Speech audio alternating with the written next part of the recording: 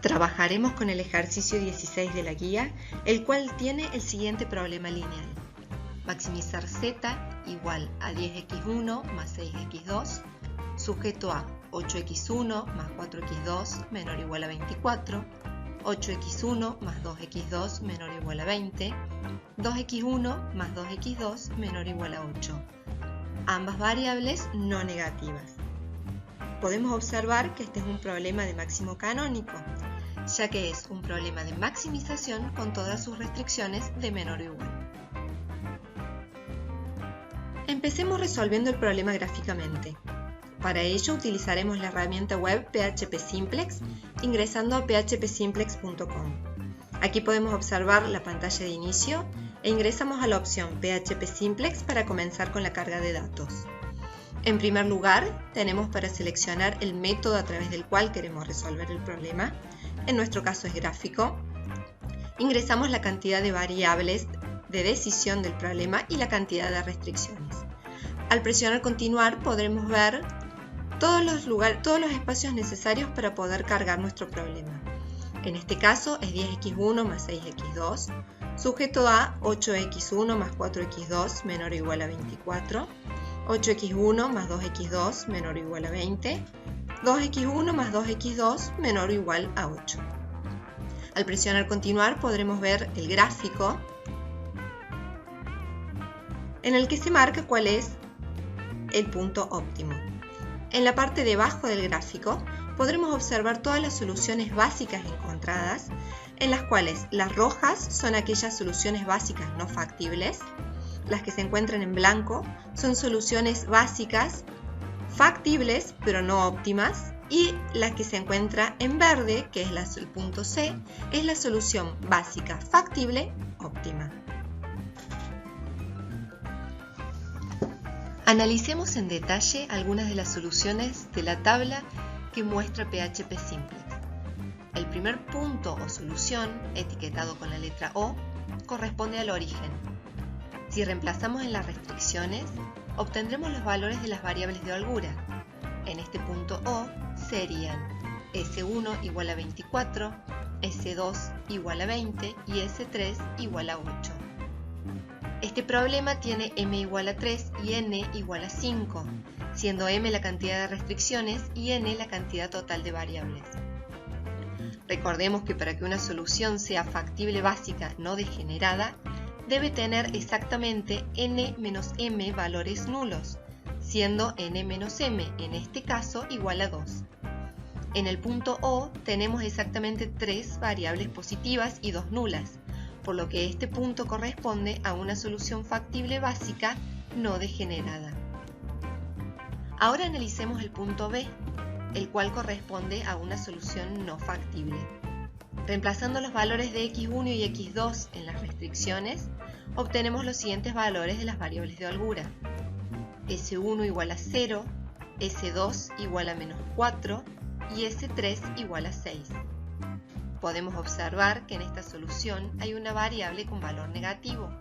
Al no cumplir con la restricción de no negatividad, estamos en presencia de una solución no factible.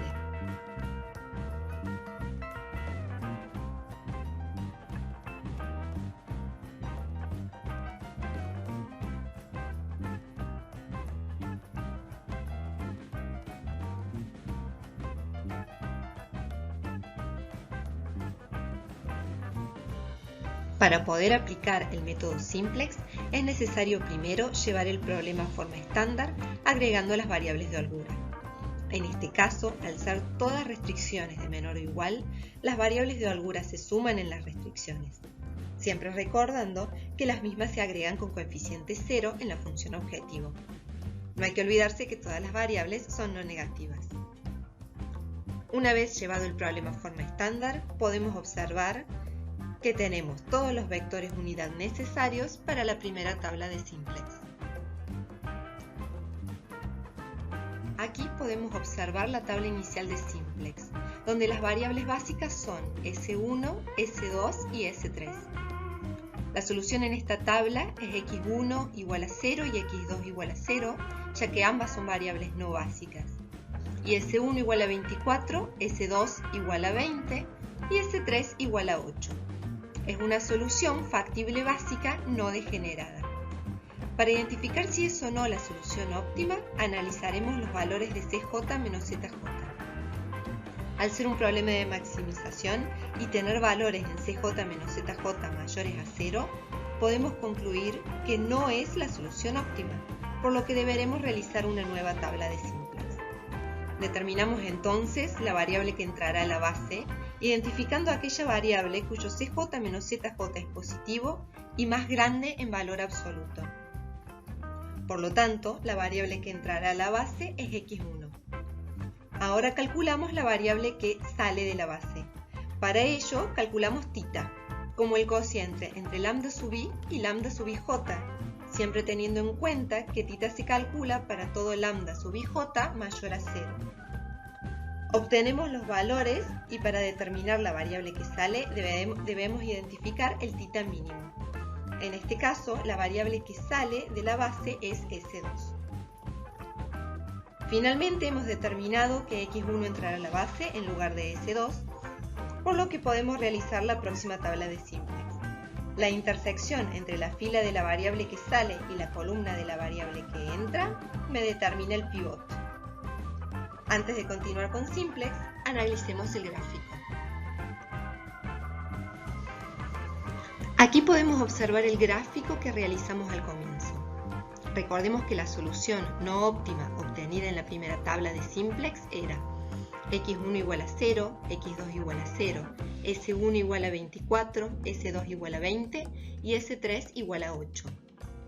Intentemos identificar este punto en el gráfico.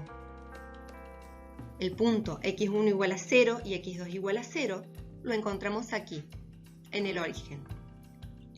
Ahora veamos cómo influye la variable que entra y la variable que sale en la próxima solución. Analicemos primero la variable que entra. La misma me determinará si me moveré en el eje horizontal o en el eje vertical. Habíamos determinado que la variable que entra es x1, por lo que en la próxima solución nos moveremos en este sentido. La variable que sale sirve para que la próxima solución siga siendo factible. Es decir, en la próxima solución, el algoritmo de simplex encontrará el punto E. Si hubiésemos determinado mal la variable que sale, la próxima solución encontrada sería no factible, es decir, el punto B o el punto G. Ahora volvamos al método simplex.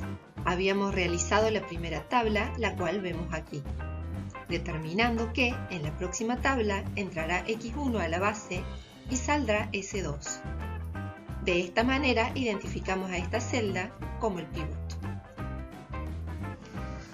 Realicemos ahora la segunda tabla de simplex. Nótese que en la base de la nueva tabla figuran las variables S1, X1 y S3. El objetivo de esta nueva tabla es convertir este vector en un vector unidad. Comencemos calculando la fila correspondiente a x1.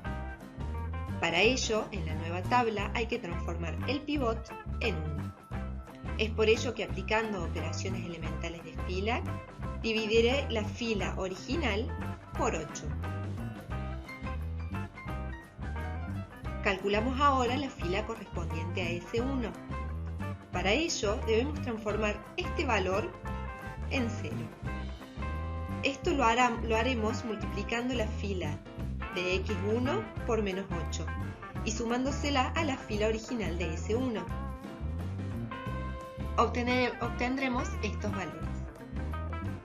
Ahora calculemos la fila correspondiente a S3. En este caso, debemos transformar este valor en 0.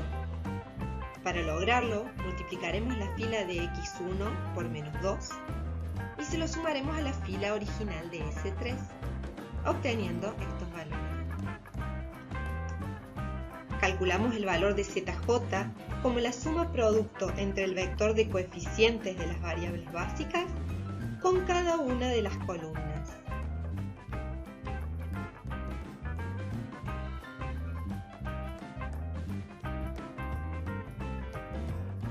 Finalmente, calculamos CJ menos ZJ como la diferencia entre la fila CJ y la fila ZJ.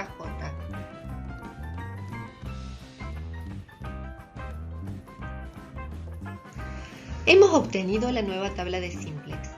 Podemos observar que no estamos en presencia de una solución óptima, ya que existen valores de CJ menos ZJ mayores a 0.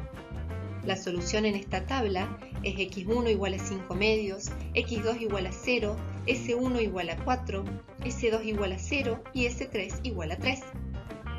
El valor de la función objetivo en este punto es 25.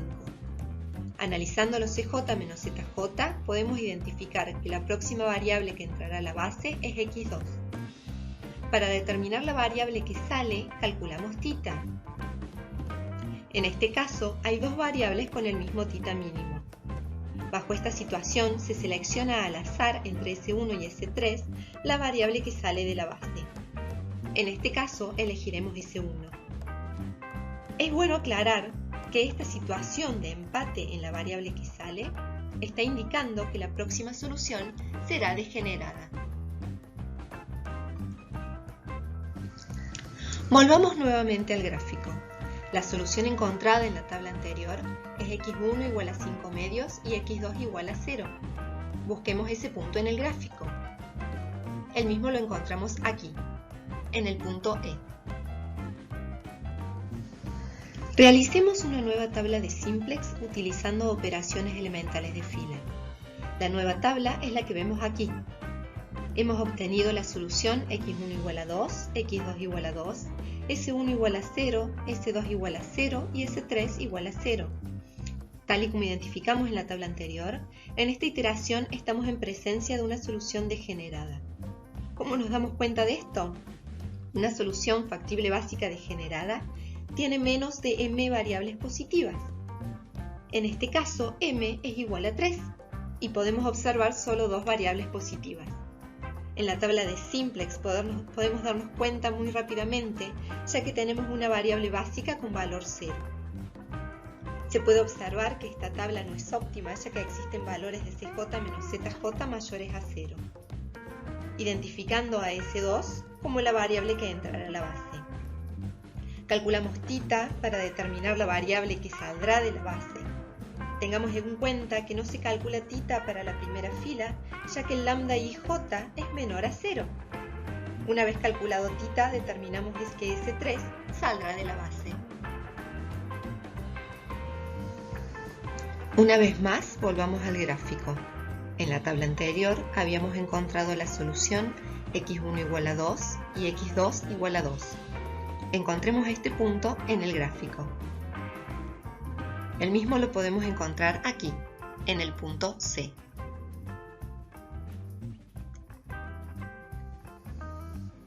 Volvamos a simplex y aquí podemos observar una nueva iteración. La solución en esta tabla es x1 igual a 2, x2 igual a 2, s1 igual a 0, s2 igual a 0 y s3 igual a 0, siendo las variables básicas x2, x1 y s2. Es una solución factible básica degenerada. Analicemos ahora los CJ menos ZJ. Podemos observar que estamos en presencia de una solución óptima, ya que todos los CJ menos ZJ son menores o iguales a 0.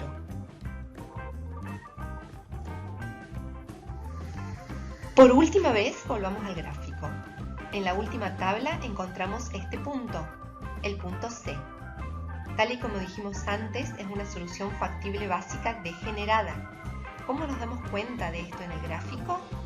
Porque el punto C es un punto sobredefinido, es decir, que está formado por más de dos rectas.